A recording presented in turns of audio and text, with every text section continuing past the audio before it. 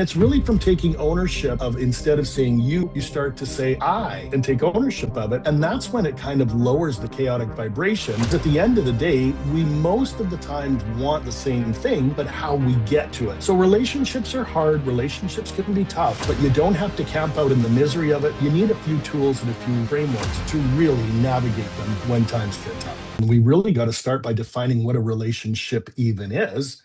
And the Mm, way that I describe it, it's like two people on a boat sailing in a mutually beneficial direction, right? So for you and your spouse, or me and my spouse, or for the listener and their significant other or spouse, most times when we get together, it's the honeymoon phase and we're, cruising out on the water and the sky is blue and the sun is shining and the music's playing until we hit some waves or until some dark clouds roll in.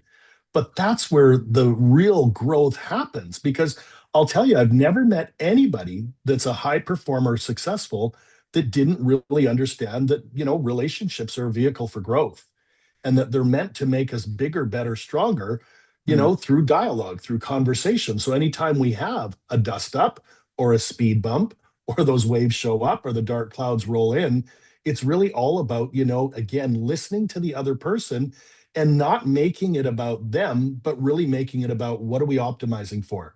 Is the discussion around money? Is the discussion around parenting? Is the discussion around health? Is the discussion around raising children? Right? Or, dealing with aging parents, I was going to say, because at the end of the day, we most of the times want the same thing, but how we get to it is mm. different. And that's when the fingers start pointing. That's when people say, you don't understand, or you never listen, or you always cut me off. And that's how most people show up in a relationship where you want to do something a little bit different, where you say the words, I feel that. I feel that you don't listen all the time, or I feel that there's a communication gap, or I feel that you are trying to cut me off. And it's really from taking ownership of, instead of saying you start to say I, right? And take ownership of it. And that's when it kind of lowers the chaotic vibration.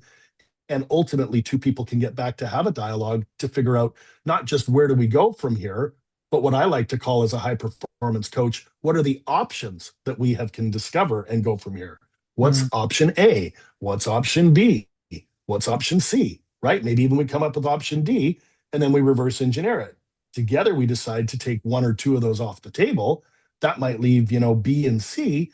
And from there, we make what we call an intelligent and inspired decision, right? So relationships are hard, relationships can be tough, but you don't have to camp out in the misery of it. You need a few tools and a few frameworks to really navigate them when times get tough.